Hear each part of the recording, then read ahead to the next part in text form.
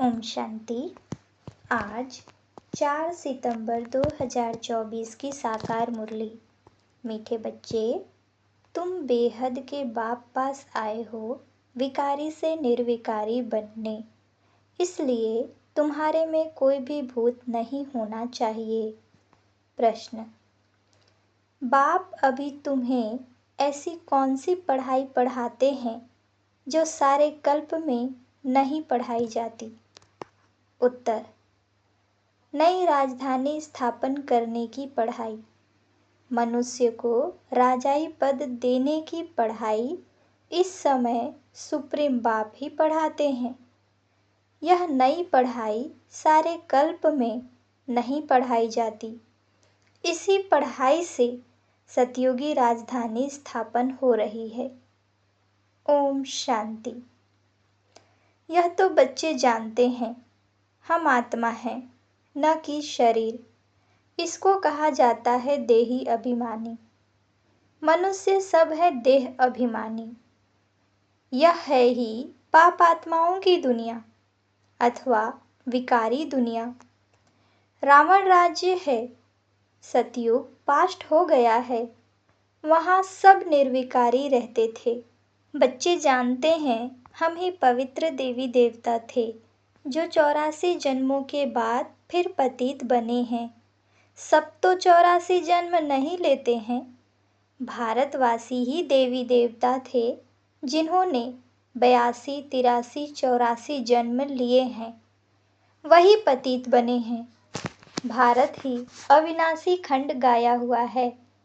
जब भारत में लक्ष्मी नारायण का राज्य था तब इसे नई दुनिया, नया भारत कहा जाता था।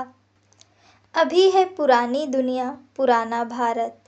वह तो संपूर्ण निर्विकारी थे, कोई विकार नहीं थे।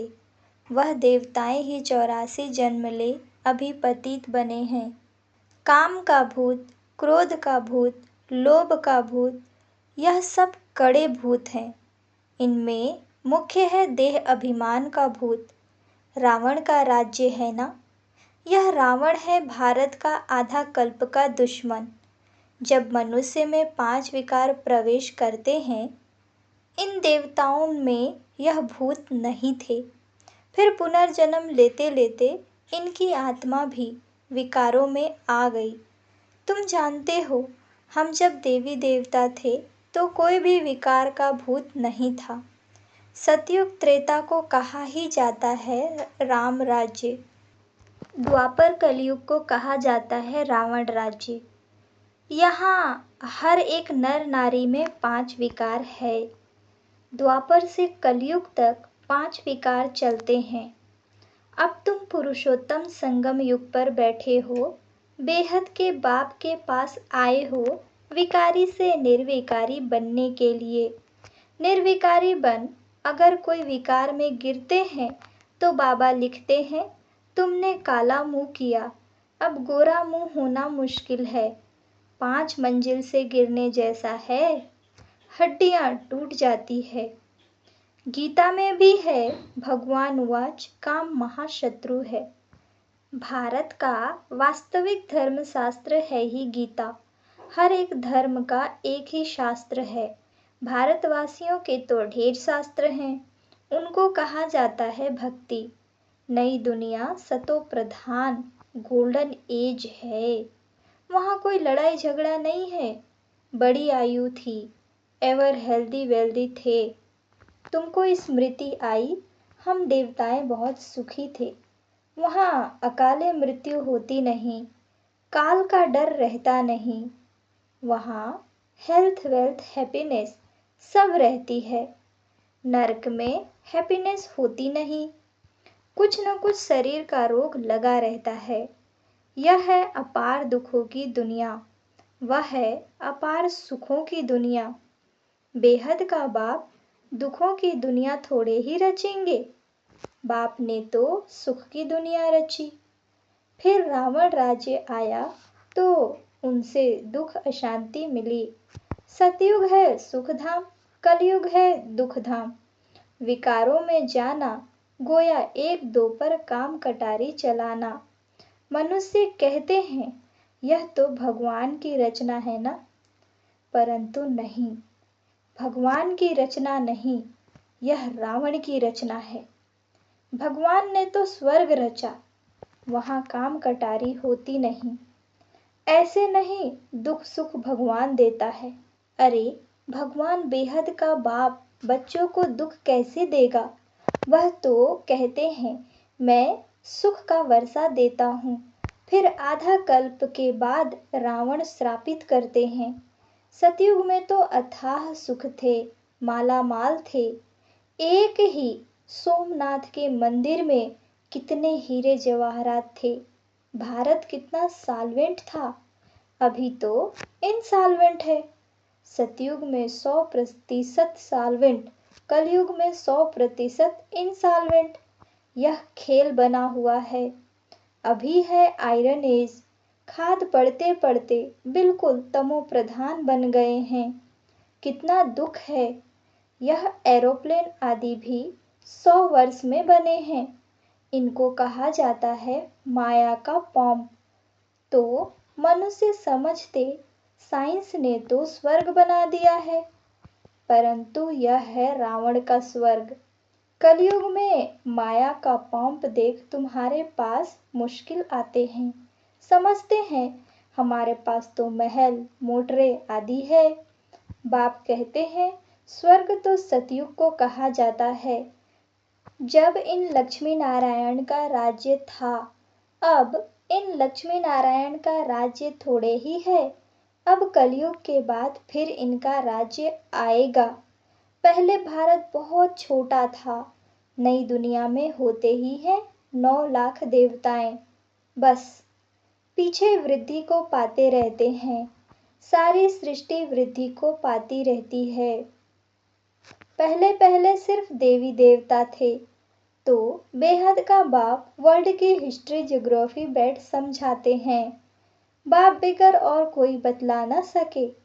उनको कहा जाता है नॉलेजफुल गॉड फादर, सब आत्माओं का फादर। आत्माएं सब भाई भाई हैं, फिर भाई और बहन बनती हैं। तुम सब हो एक प्रजापिता ब्रह्मा के एडॉप्टेड चिल्ड्रन। सभी आत्माएं उनकी संतान तो है ही। उनको कहा जाता है परम पिता, उनका नाम ही है शिव। बस बाप समझाते हैं मेरा नाम एक ही शिव है। फिर भक्ति मार्ग में मनुष्यों ने बहुत मंदिर बनाए हैं, तो नाम रख दिए हैं। भक्ति की सामग्री कितनी ढेर है। उनको पढ़ाई नहीं कहेंगे, उसमें एम ऑब्जेक्ट कुछ भी नहीं है ही नीचे उतरने की। नीचे उतरते उतरते तमो प्रधान बन जाते हैं। फिर सतो प्रधान बनना है सबको। तुम सतो प्रधान बनकर स्वर्ग में आएंगे, बाकी सब सतो प्रधान बन शांति धाम में जाएंगे। यह अच्छी रीति याद करो। बाबा कहते हैं तुमने हमको बुलाया है बाबा, हम पतितों को आकर पावन बनाओ। तो अब मैं सारी दुनिया को पावन बनाने आया हूँ। मनुष्य समझते हैं गंगा स्नान करने से पावन बन जाएंगे। गंगा को पतित पावनी समझते हैं। कुएं से पानी निकला, उसको भी गंगा का पानी समझ स्नान करते हैं। गुप्त गंगा समझते हैं। तीर्थ यात्रा पर व कोई पहाड़ी पर जाएंगे, उसको भी गुप्त गंगा कहेंगे। इसको कहा जाता है झूठ। गॉड इज ट्रूथ कहा जाता है। बाकी रावण राज्य में सब है झूठ बोलने वाले। गॉड फादर ही सचखंड स्थापन करते हैं, वहाँ झूठ की बात नहीं होती। देवताओं को भोग भी शुद्ध लगाते हैं। अभी तो है आसुरी राज्य, सतयुग त्रेता में है ईश्वरीय राज्य, जो अब स्थापन हो रहा है। ईश्वर ही आकर सबको पावन बनाते हैं। देवताओं में कोई विकार होता नहीं। यथा राजा रानी तथा प्रजा सब पवित्र होते हैं। यहाँ सब है पापी कामी क्रोधी। नई दुनिया को स्वर्ग और उसको नर्क कहा जाता है। नर्क को स्वर्ग बाप के सिवाय कोई बना न सके। यहाँ सब हैं नर्कवासी पतित, सतयुग में है पावन। वहाँ ऐसे नहीं कहेंगे कि हम पतित से पावन होने के लिए स्नान करने जाते हैं। यह वैरायटी मनुष्य सृष्टि रूपी झाड़ है, बीज रूप है भगवान, वही रचना रचते हैं। पहले पहले रचते हैं देवी देवताओं को, फिर वृद्धि को पाते पाते इतने धर्म हो जाते हैं। पहले एक धर्म, एक राज्य था, सुख ही सुख था। मनुष्य चाहते भी हैं विश्व में शांति हो, वह अभी तुम स्थापन कर रहे हो। बाकी सब खत्म हो जाएंगे, बाकी थोड़े रहेंगे। यह चक्र फिरता रहता है।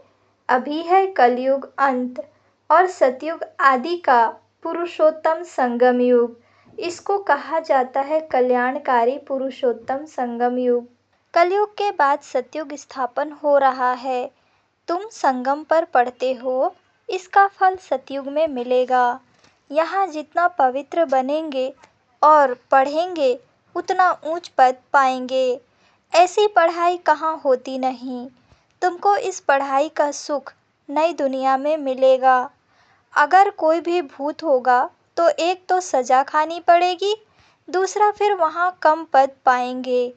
जो संपूर्ण बन औरों को भी पढ़ाएंगे तो ऊंच पद भी पाएंगे। कितने सेंटर्स हैं, लाखों सेंटर्स हो जाएंगे। सारे विश्व में सेंटर्स खुल जाएंगे। पाप आत्मा से पुण्य आत्मा बनना ही है। तुम्हारी एम ऑब्जेक्ट भी है। पढ़ाने वाला एक शिव बाबा है, वह है ज्ञान का सागर, सुख का सागर। बाप ही आकर पढ़ाते हैं। यह नहीं पढ़ाते, इनके द्वारा वह पढ़ाते हैं। इनको गाया जाता है भगवान का रथ, भाग्यशाली रथ। तुमको कितना पद्मा पदम भाग्यशाली बनाते हैं। तुम बहुत साहूकार बनते हो, कभी भी बीमार नहीं पड़ते। हेल्थ वेल्थ हैप्पीनेस सब मिल जाता है। यहाँ भल धन है, परंतु बीमारियाँ आदि भी हैं। यह हैप्पीनेस रह न सके, कुछ न कुछ दुख रहता है। उनका तो नाम ही है सुखधाम, स्वर्ग, पैराडाइज। इन लक्ष्मी नारायण को यह राज्य किसने दिया, यह कोई भी नहीं जानते। यह भारत में रहते थे, विश्व के मालिक थे। कोई पार्टीशन आदि नहीं था। अभी तो कितने पार्टीशन हैं। रावण राज्य है, कितने टुकड़े टुकड़े हो गए हैं, लड़ते रहते हैं। वहाँ तो सारे भारत में इन देवी देवताओं का राज्य था। वहाँ वजीर आदि होते नहीं। यहाँ तो वजीर देखो कितने हैं, क्योंकि बेअकल हैं। तो वजीर भी ऐसे ही तमोप्रधान पतित हैं। पतित को पतित मिले, कर कर लंबे हाथ। कंगाल बनते जाते हैं, कर्जा उठाते जाते हैं। सतयुग में तो अनाज, फल आदि बहुत स्वादिष्ट होते हैं। वहाँ तुम जाकर सब अनुभव करके आते हो। सूक्ष्म वतन में भी जाते हो तो स्वर्ग में भी जाते हो। बाप कहते हैं सृष्टि चक्र कैसे फिरता है।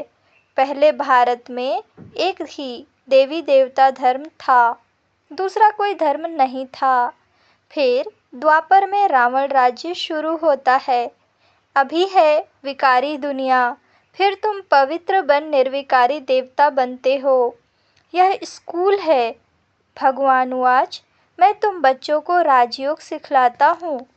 तुम भविष्य में यह बनेंगे। राजाई की पढ़ाई और कहीं नहीं मिलती। बाप ही आकर नई दुनिया की राजधानी देते हैं। सुप्रीम फादर, टीचर, सतगुरु एक ही शिव बाबा है। बाबा माना जरूर वर्षा मिलना चाहिए। भगवान जरूर स्वर्ग का वर्षा ही देंगे। रावण जिसको हर वर्ष जलाते हैं, यह है भारत का नंबर 1 दुश्मन। रावण ने कैसा असुर बना दिया है। इनका राज्य 2500 वर्ष चलता है। तुमको बाप कहते हैं मैं तुमको सुखधाम का मालिक बनाता हूँ। रावण तुमको दुख धाम में ले जाते हैं। तुम्हारी आयु भी कम हो जाती है। अचानक अकाले मृत्यु हो जाती है। अनेक बीमारियां होती रहती है। वहाँ ऐसी कोई बात नहीं होती। नाम ही है स्वर्ग। अभी अपने को हिंदू कहलाते हैं क्योंकि पतित हैं, तो देवता कहलाने लायक नहीं हैं। बाप इस रथ द्वारा बैठकर समझाते हैं। इनके बाजू में आकर बैठते हैं तुमको पढ़ाने, तो यह भी पढ़ते हैं। हम सब स्टूडेंट्स हैं। एक बाप ही टीचर है। अभी बाप पढ़ाते हैं, फिर आकर 5000 वर्ष के बाद पढ़ाएंगे। यह ज्ञान, यह पढ़ाई फिर गुम हो जाएगी। पढ़कर तुम देवता बने। 2500 वर्ष सुख का वर्षा लिया, फिर है दुख, रावण का श्राप। अभी भारत बहुत दुखी है। यह है दुख धाम। पुकारते भी है ना, पतित पावन आओ, आकर पावन बनाओ। अभी तुम्हारे में कोई भी विकार नहीं होना चाहिए, परंतु आधा कल्प की बीमारी कोई जल्दी थोड़े ही निकलती है। उस पढ़ाई में भी जो अच्छी रीति नहीं पढ़ते हैं वह फेल होते हैं। जो पास विद ऑनर होते हैं वह तो स्कॉलरशिप लेते हैं। तुम्हारे में भी जो अच्छी रीति पवित्र बन और फिर दूसरों को बनाते हैं तो यह प्राइज लेते हैं। माला होती है 8 की, वह है पास विद ऑनर। फिर 108 की माला भी होती है, वह माला भी सिमरी जाती है। मनुष्य इसका रहस्य थोड़े ही समझते हैं। माला में ऊपर है फूल, फिर होता है डबल दाना मेरू। स्त्री और पुरुष दोनों पवित्र बनते हैं। यह पवित्र थे ना, स्वर्गवासी कहलाते थे। यही आत्मा फिर पुनर्जन्म लेते लेते अब पतित बन गई है। फिर यहाँ से पवित्र बन पावन दुनिया में जाएंगे। वर्ल्ड की हिस्ट्री ज्योग्राफी रिपीट होती है ना। विकारी राजाएं निर्विकारी राजाओं के मंदिर आदि बनाकर उन्हों को पूजते हैं। वही फिर पूज्य से पुजारी बन जाते हैं। विकारी बनने से फिर वह लाइट का ताज भी नहीं रहता है। यह खेल बना हुआ है। यह है बेहद का वंडरफुल ड्रामा। पहले एक ही धर्म होता है जिसको राम राज्य कहा जाता है। फिर और धर्म वाले आते हैं। यह सृष्टि का चक्र कैसे फिरता रहता है सो एक बाप ही समझा सकते हैं। भगवान तो एक ही है। अच्छा, मीठे मीठे सिकी लधे बच्चों प्रति माता पिता बाप दादा का याद प्यार और गुड मॉर्निंग। रूहानी बाप की रूहानी बच्चों को नमस्ते। धारणा के लिए मुख्य सार की पहली पॉइंट, स्वयं भगवान टीचर बनकर पढ़ाते हैं, इसलिए अच्छी रीति पढ़ना है। स्कॉलरशिप लेने के लिए पवित्र बनकर दूसरों को पवित्र बनाने की सेवा करनी है। दूसरी पॉइंट, अंदर में काम क्रोध आदि के जो भी भूत प्रवेश हैं उन्हें निकालना है। एम ऑब्जेक्ट को सामने रखकर पुरुषार्थ करना है। वरदान, माया की छाया से निकल याद की छत्र छाया में रहने वाले बेफिक्र बादशाह भव। जो सदा बाप के याद की छत्र छाया के नीचे रहते हैं वो स्वयं को सदा सेफ अनुभव करते हैं। माया की छाया से बचने का साधन है बाप की छत्र छाया। छत्र छाया में रहने वाले सदा बेफिक्र बादशाह होंगे। अगर कोई फिक्र है तो खुशी गुम हो जाती है। खुशी गुम हुई, कमज़ोर हुए तो माया की छाया का प्रभाव पड़ जाता है, क्योंकि कमजोरी ही माया का आह्वान करती है। माया की छाया स्वप्न में भी पड़ गई तो बहुत परेशान कर देगी, इसलिए सदा छत्र छाया के नीचे रहो। स्लोगन, समझ के स्क्रू ड्राइवर से अलबेलेपन के लूज स्क्रू को टाइट कर सदा अलर्ट रहो। अच्छा, ओम शांति।